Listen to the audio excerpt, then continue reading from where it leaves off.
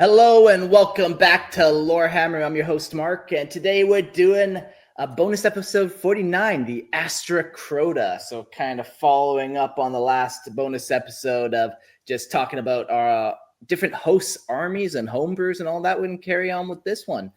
Joining me today, we got Christian to talk about these crocodilios. Hey. Didn't know we were going to read all our personal texts on live because that's where all this lore comes from. It's late night thing. I do all my best thinking either on the toilet or in text with Christian. I'm sorry for usually they go hand in hand, but whatever.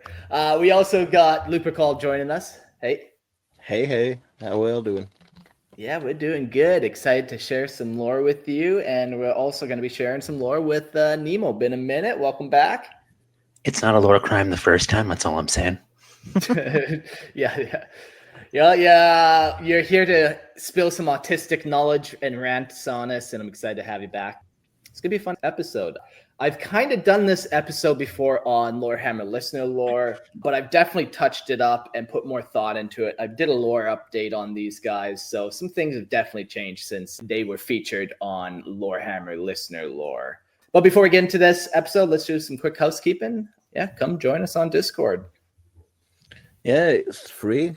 You can find us all in there. I'm in the lab, and sometime in the voice chats gaming together. We discuss our homebrew lore, shows models, all sorts of things. There's gaming, there's shenanigans, and it's a lot of fun. It's a lot of fun. Yes, sir. You might even get recruited to be on an episode too if you're liked well enough. That's how it happens, man. That's the gateway drug, or gateway at the very least. No one's here for me. We're all here for the plastic. Like that's for sure. I can't guarantee it might not spiral into a meth addiction either, but it's all about the plastic crack. And then you got to be honest with yourself when you recognize that you already have the microplastics in your blood, so you may as well just We were the plastic all along. Yes. All right. Well, you can also help support this show through Patreon. Join the Imperial Tithe, and you can get an ad-free version of the show if you hate listening to those ads that just pop up randomly. Like now. Play an ad. Play an ad now. Okay. Gotcha, and then you can and also... with the channel, you can also get Christian's OnlyFans. It's very cheap, I promise. They go hand in hand, the channels. Yeah, they're linked. Nemo is my only subscriber, but and I'm a bit of a what's the word for it? Pay pig? Pay a little bit of cow farm. Christiophile. I turn up with $5 and I'm a high roller. Well, also for $5, you can get the video version of the show. It is not OnlyFans exclusive, so you can watch it with your family if you so choose. So, yeah, it's not just OnlyFans. There's Patreon, too. And Patreon will get you some really nice stuff with this little corner, this little channel. There's live chat during the show. And that's how I got roped into this nonsense. I shit posted the entire thing so damn hard. They roped me on. The autism came out of the can. Some of the best lore discussions I've ever had in the entire Warhammer community were right here. And all of them are unhinged. We have, we don't know which of the two Jack's carnages are the real one. But I think I'm pretty sure which one's real. And so you get little shenanigans like that where you get people role-playing as different people and sometimes the same people. And there's guest I always get nervous, when you do the guest call-ins and you never know who you're about to let on in. Yeah, welcome, front and center. We didn't have a case of mass identity theft in the Discord at all. Everybody became one person for a day. It was kind of fun.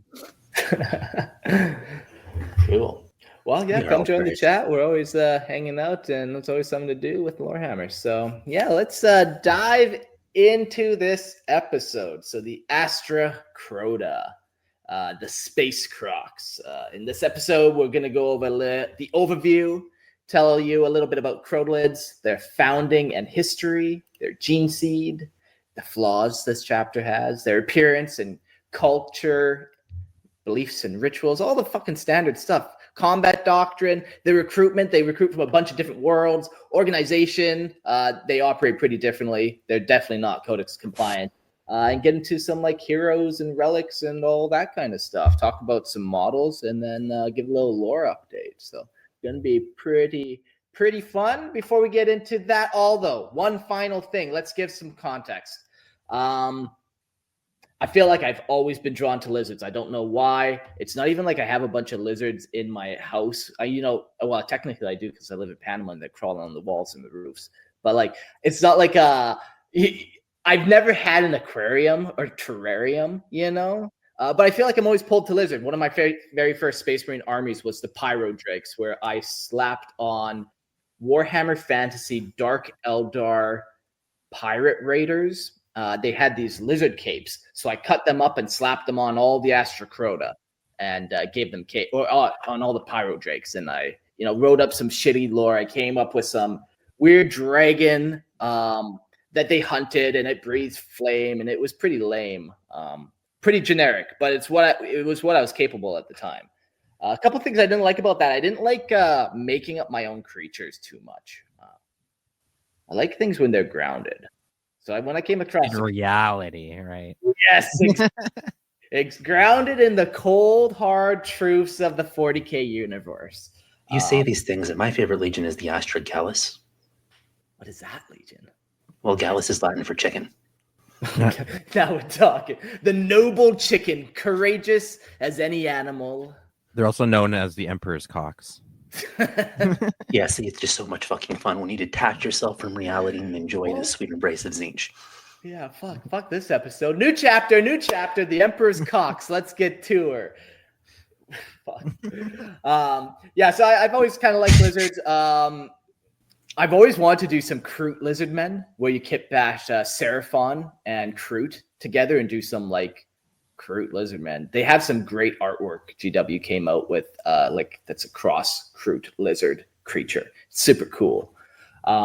Salamanders, I feel like if I ever choose any of the main legions, it's always kind of them. I like all the other ones and whatever, but I don't know. The salamanders just, I don't know.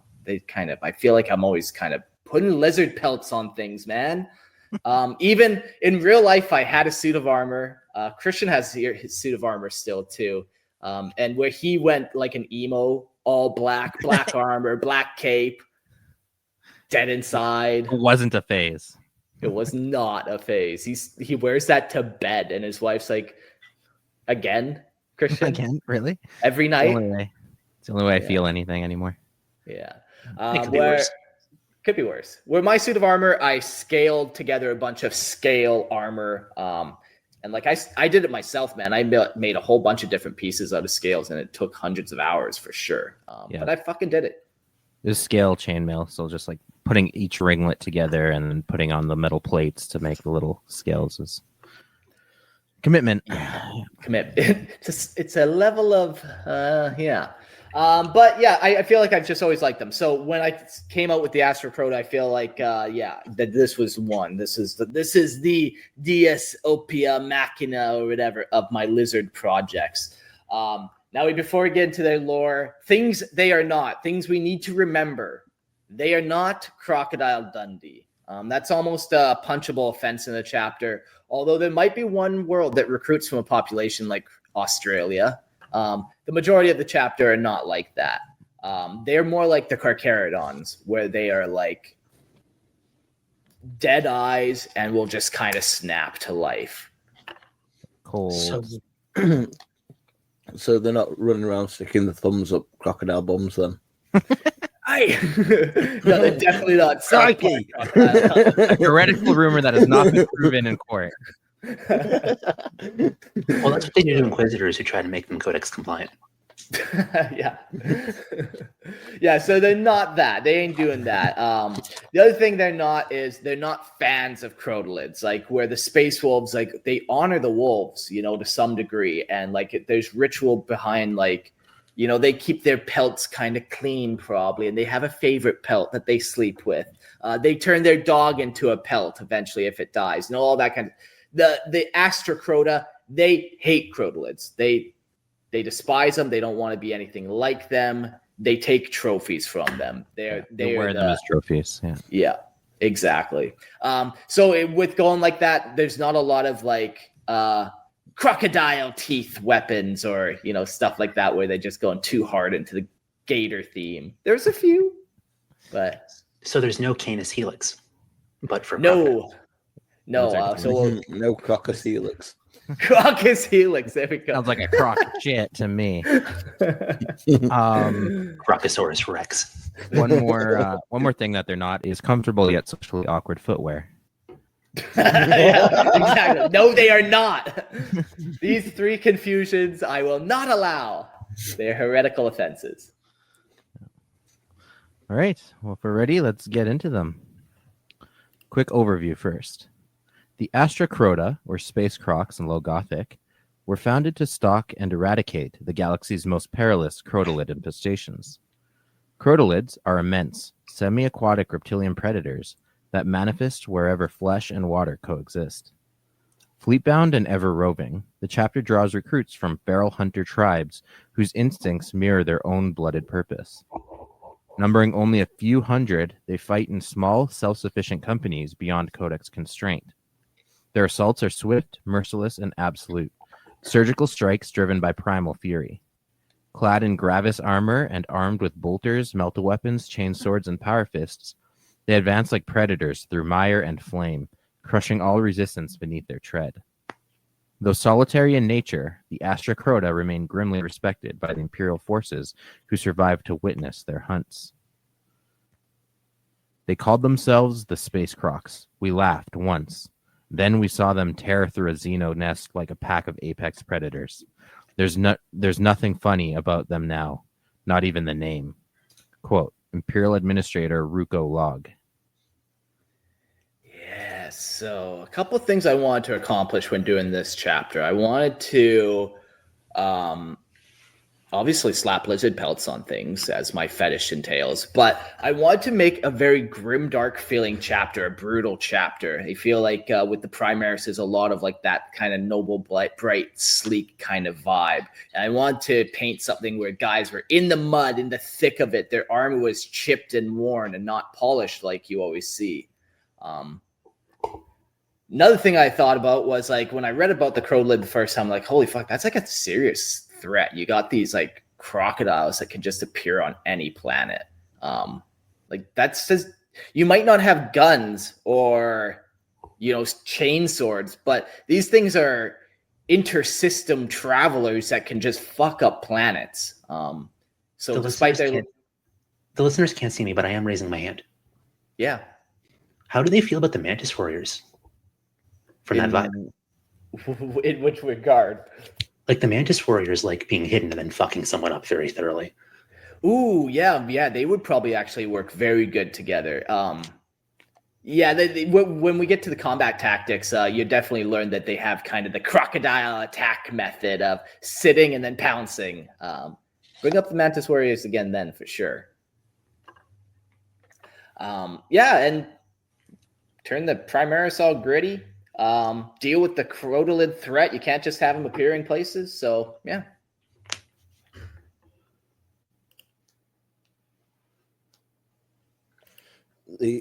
So let's talk about the Crotalids. Crotalids are immense semi-aquatic predators whose scaled bodies glide through rivers and swamps like living wrecking machines. Their jaws bristling with serrated teeth that never stop growing. They strike as ambush hunters, dragging prey into the water with terrifying speed or busting ashore into every prey's nightmare before diving back into the murk with yet more of their kind trailing behind. What makes them truly dreadful is their migration. Once a hunting ground is exhausted, these beasts vanish through the warp in hordes, only to appear on a distant world, ravenous and unchallenged, the mark of a threat that never sleeps and always hungers. Yeah, just not good creatures, man. Just all they do is just feed, essentially. And then when they're done feeding on all the life in the area, they just teleport to a new destination to feed. And their hide is armored. They're covered in spikes and teeth. They probably weigh like more than small cars. And when you look in their eyes, all you see is just like like feeding, just a meat devouring machine. Don't know how many people can see the picture in the stream right now, but I'd tap that. You tap which end of it? Can I pick more than one? you tell me which end of that thing you want to try tapping. The front end, you deal with the spikes from the back, you deal with the spikes from the front. It's going to be a nightmare. Hey, you strap that to a naval torpedo in 40K terms, and you just send that at someone else's end. That's Morky technology, yeah. The two terrifying things about them is obviously their ability to travel through the warp, but the fact that their teeth never stop growing, so that means they've always got to be like filing them down on something. Oh, yeah, like rabbits or like rodents or whatever, where it's like almost painful and dangerous if they don't. Well, I'd assume it'd be the same for them as it is for rabbits and rodents, where if they don't eat at all, their teeth grow through that, like completely through, and seal their mouth open. Yeah, so just to give them a little more motivation to get out there and really take a bite of the world, you know? If memory serves, it's the same thing with horses, and their hooves are always growing, so over time they need to be reshoed and filed down sometimes. Yeah. We moving on to history. Yeah, you shouldn't be surprised. You took the nerd and you put him in the history section. So tie up your Inquisitor's belts. We're talking about the founding and history. Space Crocs were founded in M42 during the Ultima founding, forged as hunters, born from Omen and Blood. A High Lord of Terra, whose paradise world of Redacted was devoured by Beast, decreed their creation to stalk and slay the Crotalids swarms before they reached migratory mass. That actually sounds a bit Wa-like. Yeah, I guess in the same way they almost developed their own, like, not Wog field, but Crota field. A tooth field, which again sounds orky as hell. Where's Colt when you need him? Damn. When these creatures gather in number, their primal instincts tear open the veil, birthing warp rifts that fling them screaming across the stars. To counter this nightmare, the chapter's librarians were trained in the psychic art of divination, reading the eddies of the Imperium to foresee the next great feeding. Their predictions are uncanny, their hunts merciless. Yet the threat endures. The warp is thick with lost migrations, ancient predators waiting to emerge from centuries of delay. The Ordo Xenos records one such return from M37, a reminder that the hunt never truly ends. When not tracking these horrors, the Space Crocs turn their wrath upon other Xenos and heretics, lending their fury where the Imperium bleeds. For to them, every war is simply another hunt. So I got a question for you, Marky. Yeah. They're doing this divination stuff. How do they feel about the Emperor's Tarot? Yeah, like maybe they would use it and maybe they would be familiar with it from like just divination in general. I do have a little section in here how they divine, and it involves definitely blood and teeth for sure. But yeah, like the tarot, that like their divination style, when we get to the librarian section, you see how it kind of differs, where they're not just seeing like the future in general, they're tapping into like life forms specifically. So they like the rawer sense of divination ahead of the structured and very, very proper and maybe even academic aspect of the Emperor's Tarot, because there's a lot of, for the Emperor's Tarot, there would be a lot of scholar study and a rigidity to it, as opposed to just kind of, it sounds like they're kind of peering indirectly into the warp and using living things as like an analog for it. Yeah, like I like what you said there about the raw as opposed to like learned or like schooled version. Like just like everything the Astra Crota does, it's like brutal and almost like intrusive. It's very intrusive. Like they're forcing their way in. So their art of divination is using. I'll just tell you now, I guess.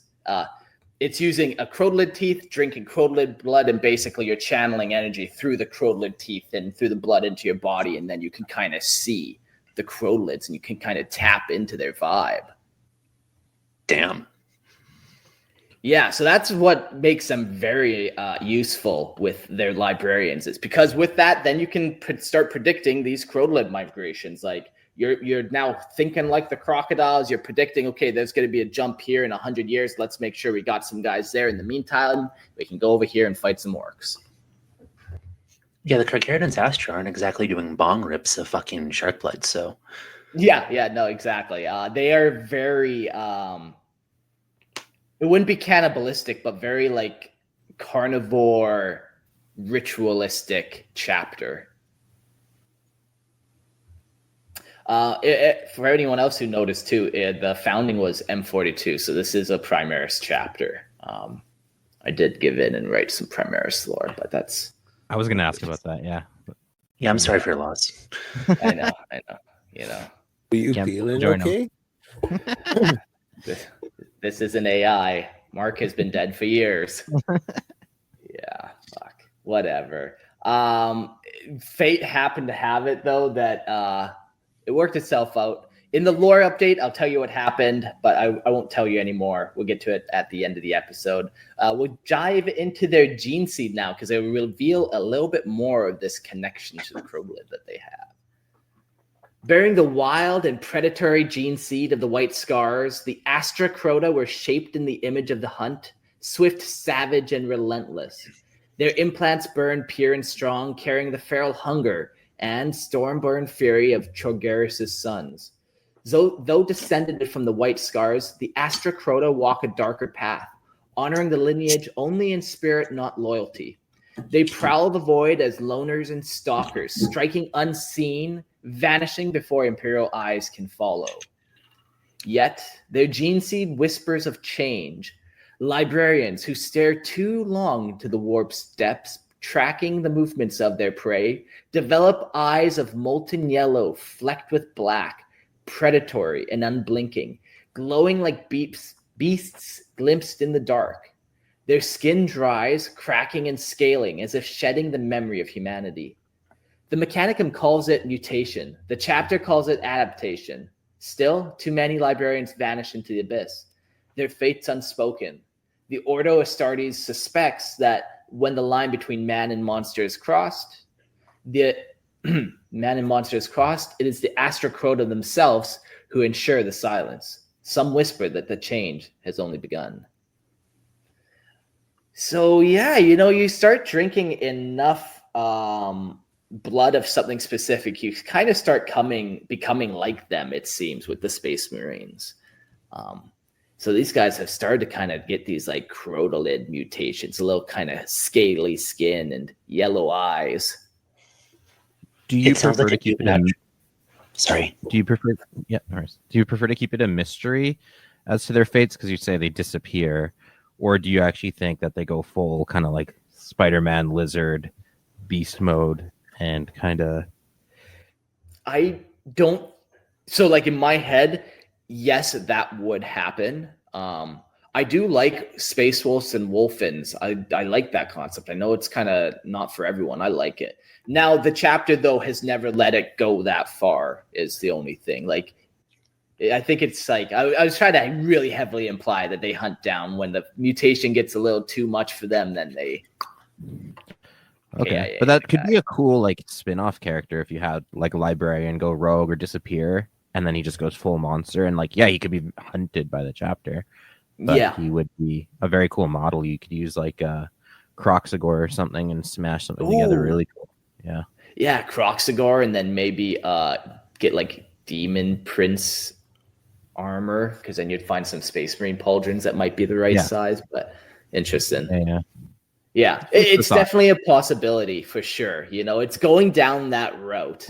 What did you call it, Flipper? Call the Crota Helix or whatever? For sure. Yeah, something like that. It kind of sounds like a Juvenat treatment, but instead of keeping old flesh bag humans alive, it sounds like they're just trying to stay more violent. Yeah, stay on your toes.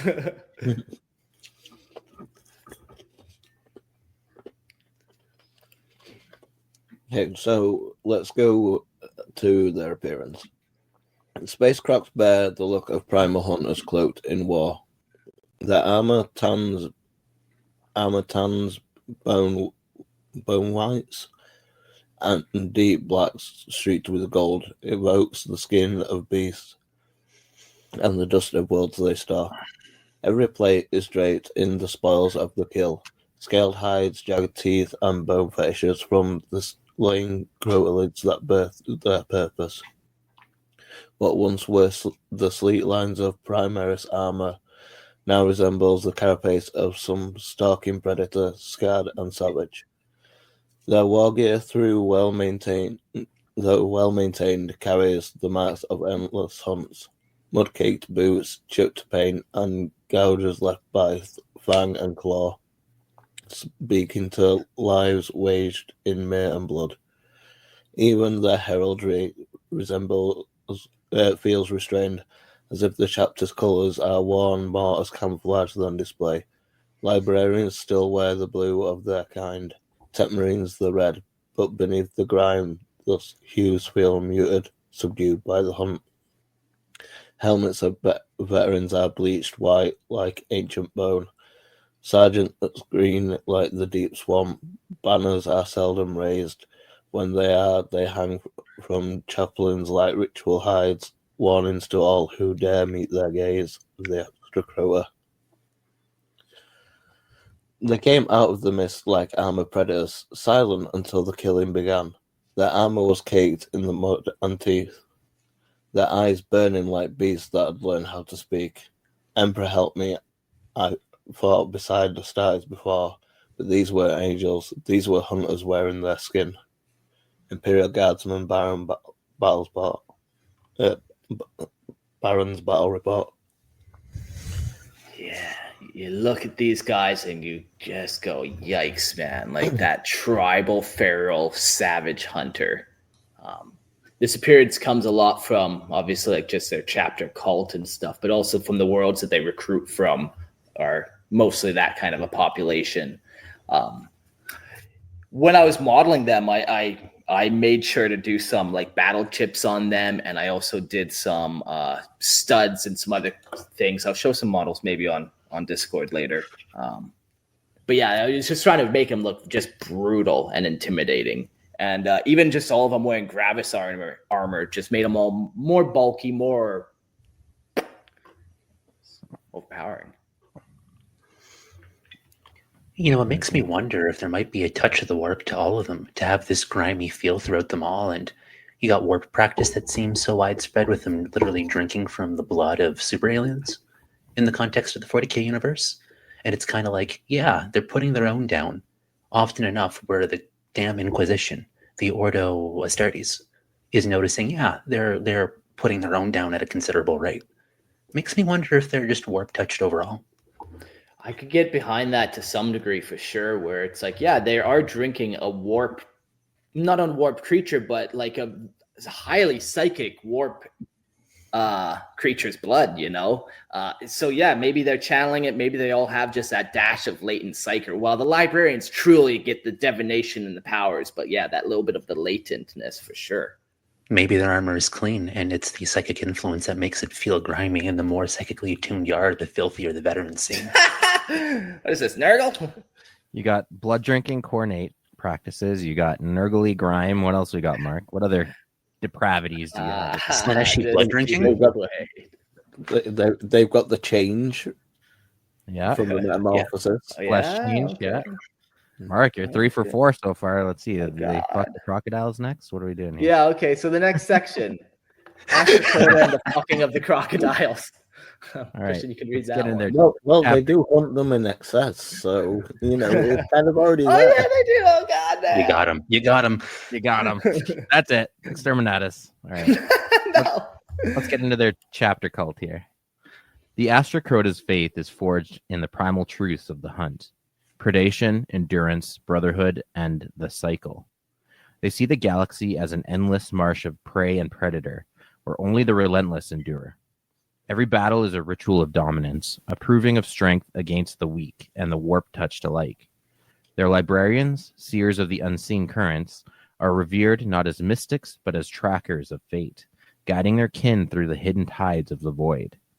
Each warrior is expected to be self-reliant, his armor and weapon as much a part of him as his flesh, his instincts honed to strike when the moment bleeds ripe. To falter is to be devoured. To endure is to ascend. In their scattered packs across the stars, they whisper a shared vow before battle.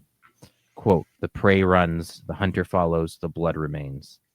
For the Astra Crota, there is no end to the hunt, only the next scent in the dark. The Astra Crota revere the Emperor as an apex predator, made divine, and their rites reflect both devotion and bloodlust. Every brother partakes in the ritual of the feast, consuming the flesh of the slain Crotalid to claim its strength. Yet it is the librarians who perform the most feared of rites, the becoming. In this savage initiation, a librarian grips a fistful of Crotalid fangs, forcing warp power through bone and sinew until the teeth burn like psychic fire. With the other hand, he drinks deeply from a chalice of the beast's blood, letting its essence coil through his veins. Through agony and instinct, he learns to stalk the paths of the warp as the Crotalid do, sensing their vile migrations.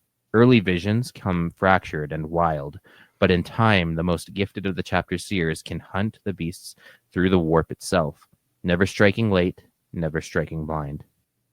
Quote, to become the beast is to understand it. To understand it is to end it. Librarian saying of wisdom. Yeah, and that's what makes the chapter tick, is these librarians in this ritual. Without that, yeah, it just wouldn't operate the same. You just kind of go to swamp worlds and hope you find them. Or you go and you're on cleanup patrol. You know, the planet's already been invaded. Now you got to reclaim it. So yeah, these librarians, without them, would not work. Yeah, I really like the ambush predator vibe of the, you know, stalking and the laying in wait. Like you have the white scars who like are pursuit hunters, right? They're like chasing after you. They're about speed. Space wolves are kind of in the similar vein where they're tracking and stuff, more assault orientated, but these guys are more like stalking, waiting, and then striking. Yeah, like wolves are pack. I would describe them as hunters. So yeah, that's definitely how they come out. Like, and it plays through with that white scar gene seed where it's just slow, and the alligator then all of a sudden just lunges and gets its prey, and then back to kind of that waiting, lurking. Chapter like this kind of makes sense when you think about it. You get a major Imperial offensive either with or without power armor, with or without Sororitas, with or without Titans. They're going to get 90% of the enemies, 95, 99. And these battles are at such a scale where if even 0.5% of the enemies make it through that net, you're going to need something heavy to do the cleanup work that you can't possibly leave with PDF without Imperial Guard. Or like, you can't always have that high presence of all that steel and all that skill. But with how small Astartes chapters really are, when you think about it and the scale of all of it, and that the Imperium's approach to so much is just to have a shit ton of chapters, they may not always work together perfectly well when they're trying to, say, mirror Legion numbers. I mean, the Black Templars don't count. The frickin' Space Wolves don't count. But no, a chapter like this makes sense. Yeah, nice and small. Yeah, I definitely tried to limit the chapter. I did a couple of things. Like I gave them some better war gear, so then you limit some numbers. You do a couple of things like that. And even just with the librarians, when we get to the organization, you see how the chapter operates. And there's no organizational unit unless there's the librarian to build it around. So even that limits their numbers to some degree.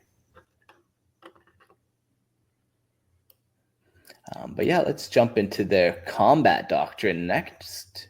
Oh yeah, if it was any hint how I could just go on about combat organization and strategic deployment of Astartes and Titans, and Sisters and IG. No, you gave me combat doctrine. Give the nerd stuff. I appreciate it.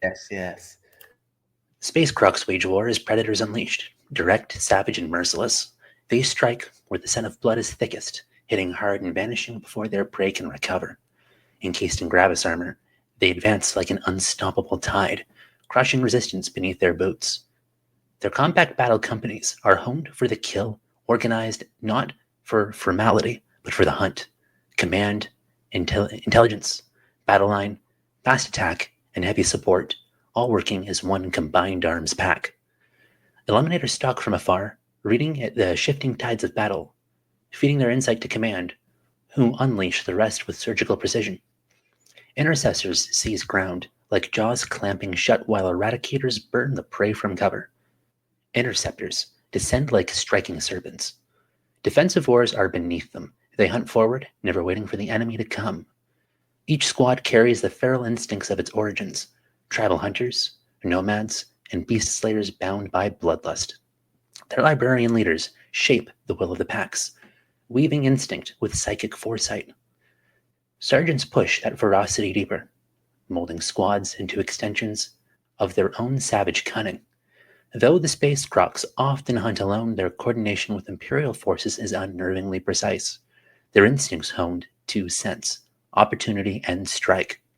To allies, they are shadows in the storm, seen only when the killing begins, gone when the silence returns. Yeah. I find it unnerving how well integrated the Librarius is with this Astartes, when many other chapters are very much willing to strangle the witch in the cradle. Well, you know, these guys do too eventually. They just let them walk the path of damnation until they get a little too crocodilio. Then they get the chop. How incredibly tolerant. Yeah. I always do like doing Space Marine Command stuff, even though these guys are brutal and like not, I wouldn't describe them as like deep philosophers or like war, like deep tacticians. But there's a simplicity in how they operate, and you know, just command, intel, battle line, fast attack, heavy support. You know, it's a very simple flow chart of how things operate, but effective. Going into recruitment, the Space Crocs claim no world as their own, drifting instead through the void like a pack of predators forever on the hunt. Their fleet-based nature grants them access to the galaxy teeming with prey and potential recruits.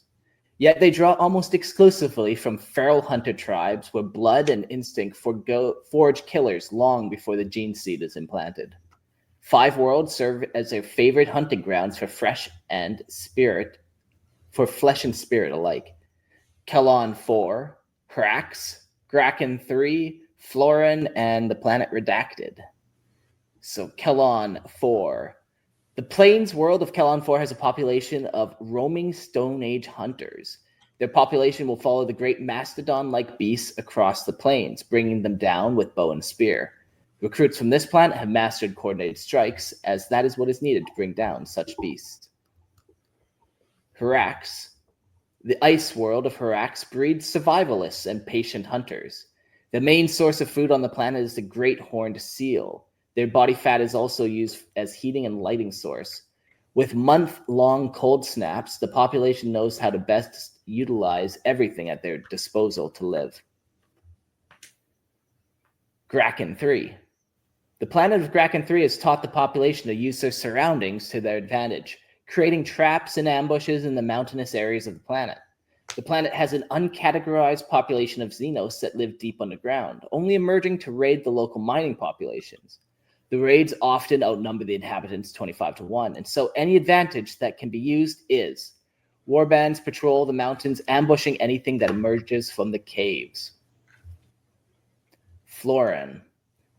The planet Florin is primarily covered in water. The inhabitants of the planet live on small island chains or boats, living off the sea for as long as any of them remember.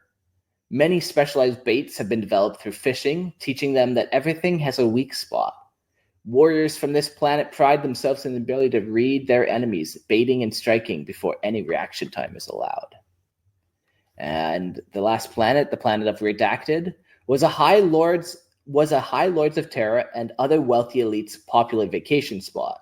However, after the Crotolid infestation, it is rarely used as such. The planet is lush and swampy, and the population has a standard level of Imperial tech. While it has become an impossible vacation spot, and the local population has been all but wiped out, some Astartes are recruited from the now savage hunters left alive trying to reclaim their world. If there was any Crocodile Dundee type guys in the chapter, they'd be from this planet here. You should have done a penal colony. A penal, yeah. Australia. Just kidding. And the penal colony's called Ram Ranch. Oh, goddamn. Above all, it is the librarians who bind the savage host. They are the chapter's hunters of fate, scouring worlds and warp alike for seers with the gift of divinations. Many are drawn from more civilized stocks, hive scions, shrine acolytes, whose disciplines' minds clash with their barbaric kin. Yet all are shaped by the same hunger, to stalk the unseen, to strike before the galaxy even knows it is bleeding. So yeah, those are kind of the 4 planets. I kind of gave a little character to each one where you can kind of flavor text anything that you're writing based on that a little bit. So I do like the variety of planets. They're not all stuck to one type of hunter. They're all just different kinds of hunters, which is cool. Yeah. Some use traps. Yeah, some run their enemy down. Yeah, so cool. On to organization. The Space Crocs are a law unto themselves. Their structure more akin to a predator pack than a formal chapter. Fleet-based and ever-roaming, they rarely gather as a whole, for their strength lies in division, packs of hunters striking from the void. They shun the rigid dictates of the Codex Astartes, forsaking its tenfold order for smaller, deadlier formations known as battle companies. Each is led not by a captain, but a librarian, a seer and apex killer both. Commanding no more than 20 warriors, a typical battle company stalks its prey with precision. 2 to 3 squads of heavy intercessors forming the armored spine, a trio of inceptors descending like hunting hawks, eliminators watching from afar, and a redemptor dreadnought lumbering as a relentless beast of war beside a repulsor executioner. Along them travel a lieutenant, a chaplain, apothecary, a tempering the blood, faith, and steel of the hunt. Each battle company functions as a self-contained predator, responsible for its own recruitment, armory, and survival. Only the chapter's greater battle barge serves as a den, a place to return for resupply and ritual. At the head of this fragmented legion stands the Chief Librarian, master of the hunt, whose own company is twice the size of any other. There are no veteran companies, no gilded brotherhoods of rank. Merit is carved through blood and survival. The veterans walk among the young, their scars the only mark of seniority. Sergeants command through strength, granting honours as they see fit. Numbering barely 300 warriors, the Astra Crota's size is limited not by will, but the sheer scarcity of librarians capable of leading their kin into the void to seek, to hunt, and to kill what lurks beyond sight. Yeah, just pretty simple. I wanted it to be small enough that I could actually buy a company and have it. That's fun to write lore just for your dollar's wallet's sake, That's what that was, I think. Yeah. I do like a lot of the new Primaris models, like the Gravis armor, just slapping all types of different Primaris stuff on it can be pretty fun. It's fun doing these guys. Because I had special weapon Gravis guys. Some of them had heavy bolters, like all the Astartes with the chain belt stuff. So lots of fun just kind of going for it with all the different types.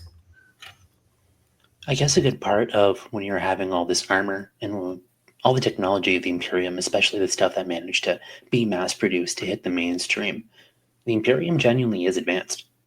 When you consider that they can genuinely rely on reliability, early Crusade, you had them throwing away weapons if it was nothing, and grabbing another mass-produced, ridiculously high-quality weapon like it was nothing. Yeah. And you get a hover tank, and you get a hover tank, which is pretty impressive. And you get a predator, and you get a predator. Yeah. With all these super Astartes, if you wanted more Astartes in your Astartes, this is what Primaris is for, I think. That's why I don't care for it.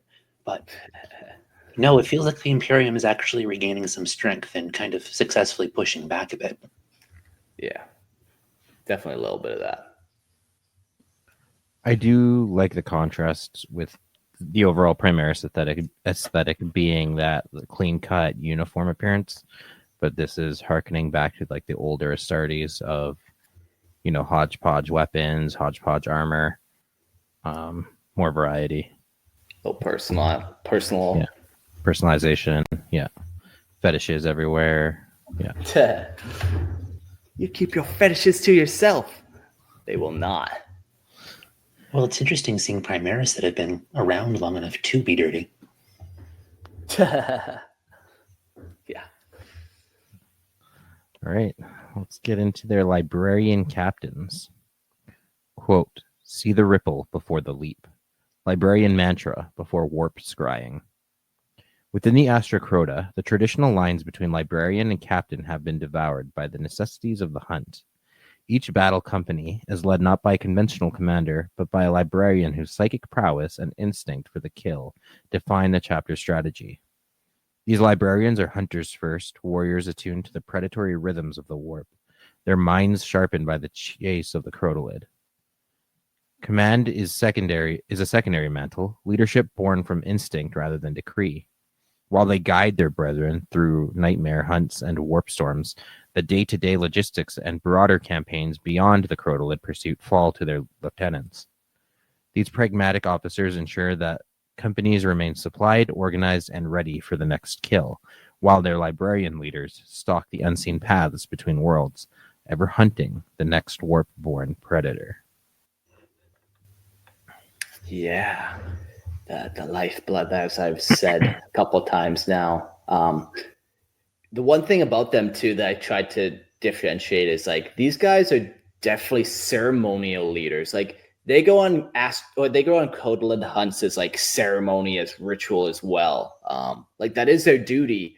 And in these moments, that's when the librarians lead. But in times of like serious war, when you have a huge orc wog happening or whatever. That's when they put the lieutenants in charge, people who are more trained, as opposed to like, how do we fight crocodiles? They need somebody with some tactics. They put the lieutenant up. I find it almost Magnus-like, because out of a lot of the different Primarchs, you can tell the difference between them on what they saw the future of unaugmented humanity being. Not the future of the Astartes, so much as the Imperium itself. And he thought that psychic everything was the future for humanity, that it was the next natural evolution. And here we have a chapter that openly embraces the Primaris captain, as opposed to maybe across 30 chapters, there's a few. Instead, how many would you say it is? Like 1-to-1, 2-to-1, or all of them? Yeah. And like, lots of chapters, even if you have librarians, are often treated with suspicion, or maybe just like kind of just knowledge of what they can get up to. So but like in this chapter, there's no one really monitoring them. There is every brother's kind of monitoring the librarians, I suppose, to some degree, but like it doesn't seem like there's like specifically chaplains that are holding their hands or keeping them back, or well, unless someone else has more to add, it sounds like a apt time to talk about chapter heroes.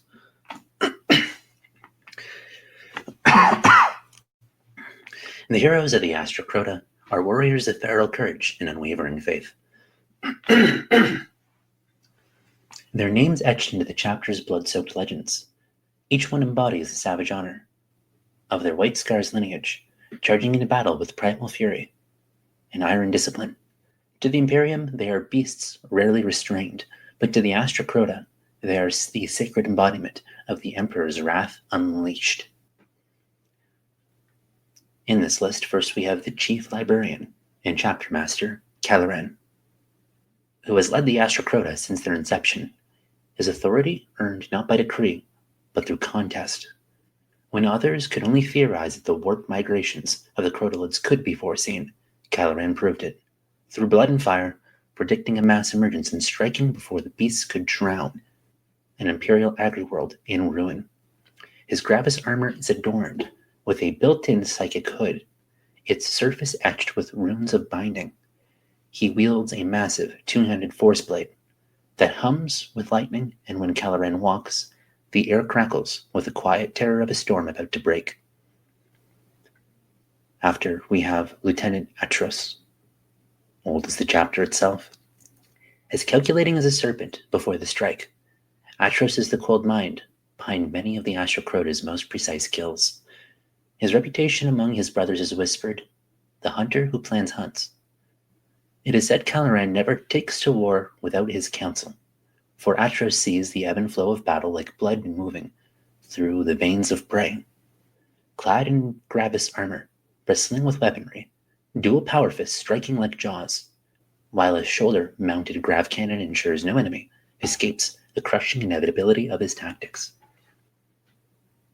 More, we have Chapter Champion Zadadil. Among beasts, deadliest is King. Zadadil's title was won by one measure alone, kill count. Larger than most Astartes, his armor bears the scars of countless hunts, each gouge and dent a record of slaughter. He moves like a predator given wings, his jump pack screaming as he descends on prey with assault, bolter blazing, and chainsword roaring. His kill tally edges ever closer to the chapter's all-time record, and his brothers whisper that when he surpasses it, no Crotalid would be safe, even in the warp, if they were safe already. More, we have Danis Demonbane. When the warp tore open before him, Venus met not scaled beasts, but demonic horrors clawing into reality. His Eradicator squad was devoured in moments, yet Venus did not retreat. He held his ground, amid hellfire, his heavy bolter thundering until munitions ran dry, then tore through the abominations with his chain dagger, refusing death's pull. When the portal collapsed, only he stood, bloodied, scarred, and triumphant, the gene seed of his brother cradled in arms. From that day, he bore a new name, Demonbane. One last hero, the Eternal Hunter. His name lost to time, or purposely forgotten, the Eternal Hunter stalks beyond mortal boundaries. One of the first of the chapter's kin, he long ago shed identity for the hunt itself. He pursues the Crotalids not through void or planet, but within the warp, intercepting their monstrous migrations before they can reach real space. Clad in a relic Saturnine Terminator suit gifted during his Death Watch service, he vanishes for decades into the Imperium, reappearing only when the prey is slain or when the scent of something far darker lingers in his wake. That's how I know that a longtime fan of the series made this chapter, because there's someone with a named Saturnine suit. I broke a little bit of lore there. In 40K, there shouldn't really be any of those suits kicking about, but I want to do a custom kit bash one. I'll talk about it a little later in the episode. Sometimes you just got to try to work around it. Is it explicitly stated anywhere that all Saturnine suits are destroyed or missing?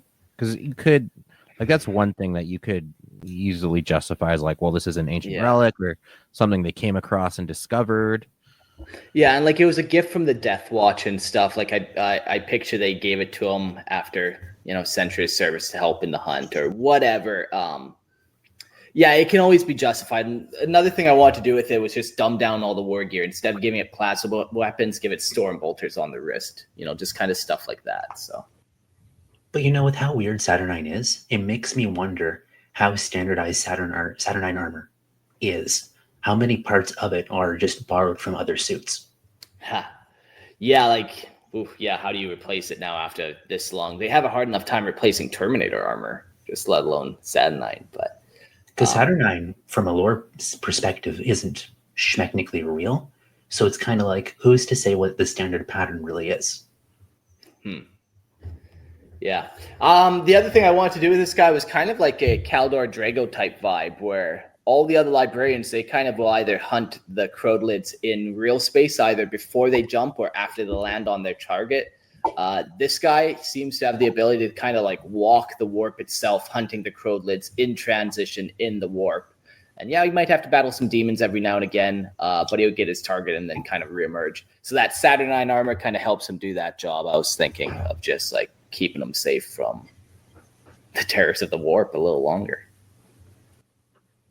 Armor that's old. You never know what kind of things get accumulated in the suit between strange machine spirits and blessings from the Emperor or otherwise, or maybe you picked up a component and slapped it on and it works better than anything else, and you don't really know what it is. And whenever a Magos walks by, he's drooling a bit, but he won't make eye contact and he doesn't ask too many questions. Yeah, whatever. Cute little cat sticker on the side wearing a pink dress. You don't know what it is, but fuck it. Makes the suit better. All right, we'll jump into their armory. The Space Crocs prowl the void aboard sword-class frigates, sleek, lethal vessels built for pursuit and strike. A dozen such warships serve as their hunting pack, while a lone battle barge acts as their lair, a drifting bastion where the scattered kin return to resupply and take stock of their prey. Rarely filled with Astartes, the battle barge is more of a shrine than a fortress, a silent reminder of the chapter's isolation. Their numbers may be few, but every warrior is clad in heavy, predatory bulk of Gravis armor, their looming silhouettes striking fear into prey and ally alike. The additional plating and strength it grants them turns each brother into an unstoppable juggernaut, reducing casualties and ensuring the hunter always stands while the hunted falls. They favor weapons that kill clean and fail rarely. Bolters roar like thunder across swamps and ruins alike, while flamers and meltas sear through flesh and armor with equal savagery. Plasma and grav weaponry are seen as fickle tools, unsuited to the reliability of the hunt. In close quarters, chain blades and power fists reign supreme, their teeth and servos grinding through bone and chitin. Many have torn the jaws from Crotalids mid-combat, mounting the fangs as trophies of dominance. Each Astartes carries a ritual blade, a jagged chain dagger, unique to the chapter, used to flay, butcher, and concentrate. What is that word? I don't know. They do that to their kills. The chapter's vehicles' armories are sparse, for their wars are fought through ambush and direct strike, not armored columns. Only in the most catastrophic campaigns are their war machines awakened, the ground trembling beneath their tread as predators of the void unleash their full, terrible strength. Yeah, so just kind of adding to that savagery, you give them chain weapons and you give them bolters. Like, they're just iconic savage weapons. And yeah, flamers and melters are fun for burning down swamps and stuff. And power fists are sweet too for just being able to grab stuff and crush stuff or rip jaws off. I guess these weapons are also remarkably simple. Very simple weapons for a chapter that likes to wander a fair bit and may not be able to resupply from a forge world properly in a while. Not like a plasma weapon that's temperamental or too many force swords in any hands except really good specialists. Yeah, exactly. Rocket weapons that are expensive. Yeah, exactly. They just keep it to what they need to just kind of go hard. Simple and brutal. Yeah. I kind of like the idea that maybe one of the dreadnoughts grabs a Crotolid by the mouth and just like wrenches it open. Like, nope, not today. Not today. And like that's kind of like all they really need is just like the dreads to move like a little bit further forward and take out the big one. Like when they're like running low on ammo, just like, no, just get him. Yeah, that's the whole like King Kong T-Rex floppy mouth thing with it. Yeah. Let's make it into a puppet.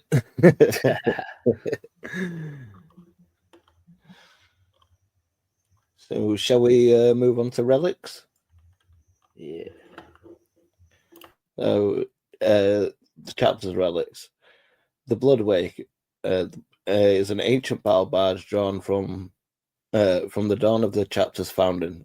The Bloodwake drifts through the void like a silent beast, its hull scarred and thick with the marks of countless warp incursions. The vessel's machine spirit is restless and predatory, hungering for battle as though it shares the chapter's instincts. Entire systems fall quiet when its shadow eclipses their stars, heralding the coming of the hunters. Decree of the High Lords. This weathered gold inlaid data slate bears the original edict that authorizes the Astra Crota's founding. Its script is burned into metal, charred, not etched, by psychic fire during their first recorded Crotalid incursion. The chapter views it not as a relic. It views it not as a relic of law, but a blood oath to the Imperium, the eternal hunt that will never end. The Predator's Coil. This relic chain made from the bones of slain Crotalid wraps around a librarian's arm during psychic channeling. It steadies the mind and body during warp prediction, anchoring the soul against the tides of chaos. Those who have used it say they can feel the creature's last heartbeat through the echo through their veins.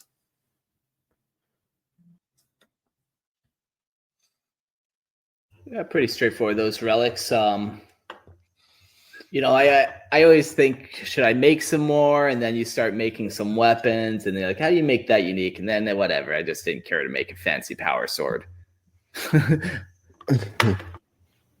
Yeah, I kind of like the idea that like you don't like go too overboard with chapter relics, and it's like one rare special thing instead of like, oh, this chapter's got 30,000 relics. Like, okay, Yeah, so are they really relics, or are they just like extra shiny weapons they just want to call relics? Yeah.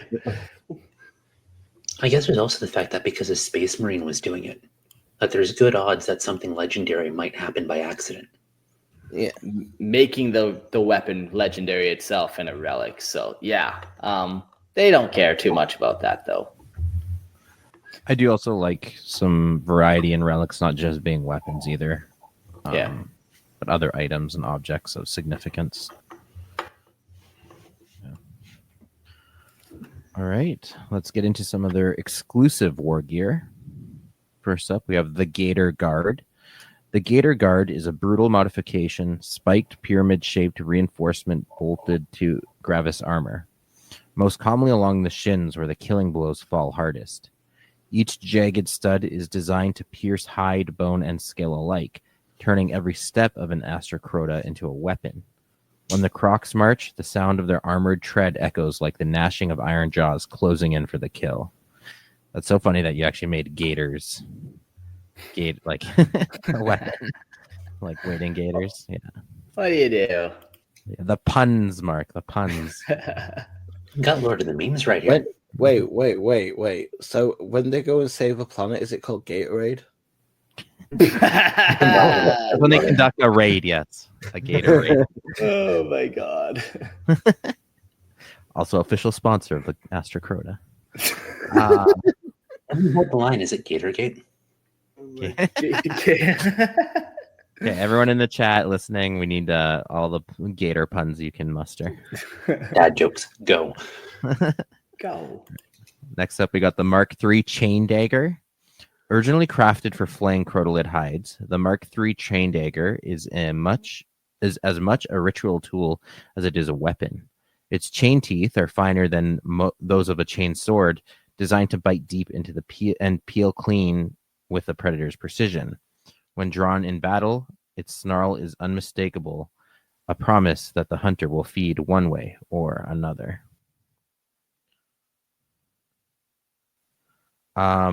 Those are cool. There aren't Horse Heresy era has chainsaw bayonets that are like a shrunk down chain weapon. But it's kind of cool to see a little chain dagger. I was going to say, I don't know if flaying is necessarily something you want to do with a chainsaw, but if it's got finer teeth and it's a little more delicate than like the chain sword, it could be fit for purpose. Yeah. Do you ever see like an electric turkey carving knife? Yeah, that essentially. There are some stories where like apothecaries have like basically chain daggers for cutting through the armor a little bit quicker. Yeah, that's cool. It's like a more precision weapon. I like that. Yeah. I always thought it was kind of silly to have like a smaller chainsword. Like, what's the point? But you guys are giving me good arguments for justifying their existence. Plus, 99 chainswords require a fair bit of training to use. Yeah. Plus, you also got to think that like it's not really mentioned in the books, but like they've got to be powered somehow, so they've got to have some sort of fuel bank or charge level. So like a dagger form would be good for, say, like dropping into a jungle. You'd want to use the dagger to cut your way through instead of the chainsaw because you want to save that for the fight. Yeah. Or even silence too. You don't want to give yourself away with a freaking chainsaw. Which is always funny when you see scouts trying to be stealthy and they all got combat daggers and then their sergeants rocking with a chainsword. Well, unless it's like barbarian brutal stealth in D&D where you basically intimidate them into you being stealthy. Pretend the guy with the chainsword isn't there. Maybe he'll go away. Didn't see me. Seriously, the changes to the 2024 rules are crazy in D&D. You can do so many silly things with barbarians now. Like intimidation, pickpocketing, you literally rip their pocket off of the trousers and like that's just stealing. But the intimidation makes it pickpocket. If you don't say anything, did it even happen? You're making solid eye contact the entire time. Yeah. All right. Last up, we have the depth breaker bolts. The round is engineered to bite through water as easily as air. Its tungsten tip shrouded in a supercavitating skirt that creates a bubble of void to carry the projectile at deadly velocity. Upon impact, the warhead disgorges a focused melt charge and fragmentation bloom designed to tear through scaled hide and ceramite, even when the target is fully submerged. Yeah, that's cool. Custom rounds. Yeah, it makes sense. You always see people shooting guns underwater and it just stops. So, you need something to be able to just shoot down. Yeah. Not to give away too much of the projects I'm working on, I am working on a water-based Space Marine chapter who have torpedo bolt guns. Torpedo, yeah, like those ones are like always underwater. So yeah, that one makes sense where it's like, the torpedo constant where like I'm talking you're fighting underwater in an ocean, whereas these are more like you're shooting into a swamp, let's say. Yeah, exactly. Helps them. So that's the lore that I got for them. I built this chapter up. I built the first company up. I had 50 models. I had them primed and ready to go. But tragic fate happened, and a cat jumped on a shelf where they were at and flipped them off the shelf, and they landed and just exploded into a million pieces. Like none of them survived. I was looking again today just before we started the show, and literally I found 2 guys that weren't broken out of like 50. And they were like crushed into a fine powder, man. Like I had them on this granite slab so I could use it as like a cutting board, a painting board, like just a nice work surface. But yeah, that thing weighs like 50 pounds. So when it landed on the guys, they were just fucking obliterated. But serves me right for buying them Primaris, grinding them to ash. You knew better too. Did you flay that cat and wear him like a pelt? No, I thanked him. I said, I was broken free from the trance the moment that they were shattered. Whoa! I'm free. I'm like fucking King Theoden, man. Like, give me my machete again so I can go back to the jungle. Yeah. I don't think he's going to wear his cat. He's not Dark Elder. No, exactly. Might fuck my cat, but won't wear it. Damn. Your pet is the highest form of flattery. Also, just changing subjects before you get arrested. If he wasn't already. When that happened, I had to do a lore update. And I do like this chapter. I really do like them. And I wasn't about to rebuild them. Like, honestly, they were shattered. And I wasn't about to rebuy them and do all that. So this is the alternative to just having broken gray plastic. That's odd. Not for the models, but...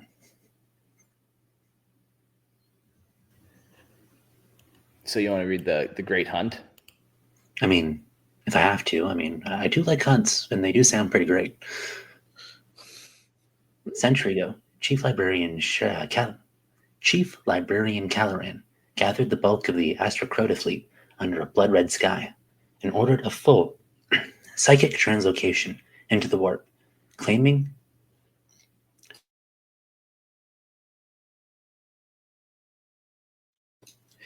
chasing what he claimed was the Great Hunt. None have been heard from since.